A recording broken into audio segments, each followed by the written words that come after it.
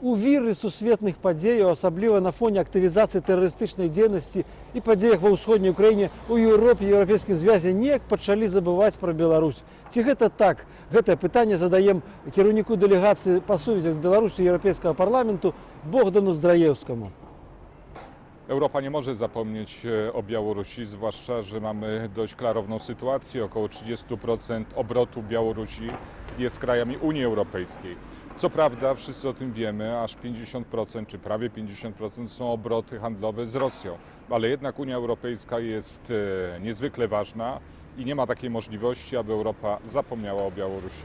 Ва ўмовах расійскай агрэсіі на Донбасе пагроза незалежнасці Беларусі ўзрастае ў разы. Ці гатовая Еўропа сёння пайсці на пэўныя кампрамісы з рэжымам Лукашэнкі з тым, каб узмацніць эканамічныя і палітычныя сувязі з Беларуссю? W tej chwili w Europie są różne pomysły na temat Białorusi. Z jednej strony dostrzega się pewne zmiany w polityce Białorusi, zwłaszcza bardzo ważny pogląd wyrażony przez Łukaszenkę o integralności Ukrainy był pewnego rodzaju rzeczywiście otwarciem, ale trzeba jednocześnie pamiętać, że w tym samym czasie pojawiają się kolejne ograniczenia, na przykład wolności słowa, odpowiedzialności za strony internetowe z powodów także oczywiście politycznych, czy przede wszystkim politycznych, a więc wszyscy zastanawiają się, do jakiego stopnia ostatnie zmiany są wiarygodne, na ile można je potraktować serio i w związku z tym pomysły są bardzo rozmaite. Ale mogę powiedzieć, że wszystko wskazuje na to, że ten rok będzie bardzo istotny w kontaktach Unii Europejskiej z Białorusią. У Беларусі ўсё ж застаюцца палітычныя зняволеныя людзі, якія сядзяць у турмах за свае перакананні. Што можа зрабіць Еўрапейскі парламент і асабіста вы з тым, каб гэтыя людзі выйшлі на свабоду? Parlament jest zainteresowany, aby na Białorusi nie było ani jednego więźnia politycznego. Jest to cel niezwykle istotny, bardzo często podnoszony i trzeba pamiętać o tym, że Unia Europejska, Parlament Europejski w tej materii wykazywał się już pewną skutecznością. Z mojego punktu widzenia bardzo istotne jest, aby wybory parlamentarne, które mają odbywać się jesienią tego roku, były w czasie, kiedy żaden, podkreślam żaden więzień polityczny na Białorusi nie jest na wolności. Ważne jest po prostu, aby te warunki, które są z naszego punktu widzenia humanitaryzmu, były dotrzymane, rzeczywiście były w Białorusi dotrzymane. Дыялог альбо ягоная імітацыя паміж Брусэлем і Менскам усё ж існуе, але рэжым працягвае ціснуць на незалежныя медыі. Ці можа Брусэль паставіць Менску жорсткую мову працягу далейшай эканамічнай супрацы, даць свабоду медыям? Dwie kwestie są w chwili obecnej najważniejsze. Wizy i przede wszystkim mały ruch graniczny i właśnie wolność słowa, media. Z mojego punktu widzenia doświadczeń, jak i również informacji, które dochodzą do nas z Białorusi, wynika, że w tej najważniejszej sprawie wolności mediów niestety nie mamy nie tylko żadnego postępu, ale pojawiające się pomysły są niestety w odwrotnym kierunku idące niż my oczekujemy. Trzeba pamiętać, że przede wszystkim internet jest sferą wolności, że ci, którzy odpowiadają za portale, powinni stwarzać możliwość swobodnej wymiany myśli. Jeżeli w Mińsku ma być dokładnie odwrotnie, to jest to niezwykle smutna informacja, która dociera do nas właśnie w tym momencie. Важнае і балючае для беларусаў пытанне візаў. Ці можа чакаць, што сёлета будуць нейкія зрухі ў спрашчэнні візавага рэжыма і зніжэння коштаў на візы? Wszyscy oczekujemy, że mieszkańcy Białorusi będą mogli prowadzić interesy także w Polsce, na Litwie, także na Ukrainie bez zbędnych ograniczeń. Ruch wizowy w chwili obecnej jest bardzo istotnym elementem pokazywania, iż w dziedzinie, w obszarze swobód jest jakikolwiek postęp. Z mojego punktu widzenia ważne jest, aby zrozumiały to także władze białoruskie, że ten mały ruch graniczny, ułatwienia wizowe będą służyły także samej Białorusi.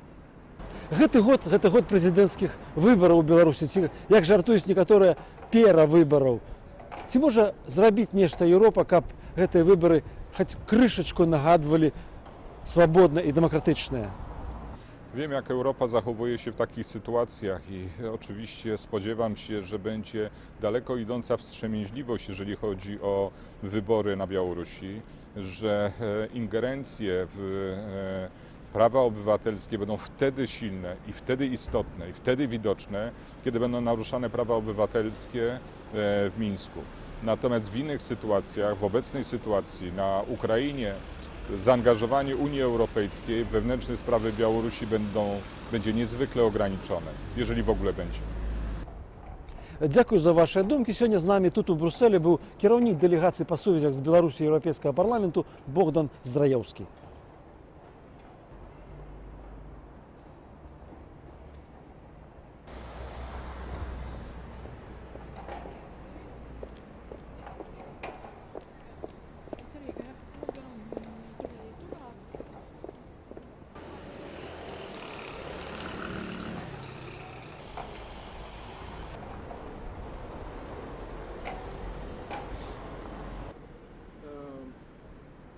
In the conditions of Russian aggression in eastern Ukraine, there is the threat of independence for Belarus. It's much more stronger, as a lot of people think.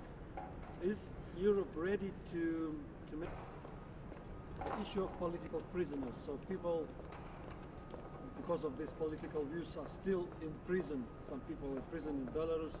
What can European Parliament do about the next question about freedom of media, dialogue or some sort of dialogue between Brussels and Minsk still exists, but on the other hand, the authorities have more pressure on the media. Tak. How long now? It's 1 minute. Only? Yeah, It's very short. It's very short. Okay, thank you very much. but not smiling. Maybe try to answer one question once again. Because Okay. you should be serious. Okay, yes. I remember Maybe in about Polish. visas. Do you believe that this is real? That we will pay less? Z mojego punktu widzenia, to podkreślam za każdym razem, wizy są niezwykle ważne. To jest właściwie kluczowa rzecz. Wizy i odpowiedzialność za media. Media. Okej. So Jeszcze how raz. much it should be? Jeszcze raz powtórzę, że dla mnie wizy są kluczowe, dlatego że one decydują także o samopoczuciu tych zwykłych Białorusinów, którzy przekraczając granicę z Polski działalności. I kolejna rzecz, o której bardzo często mówię, to są prawa dziennikarzy, prawa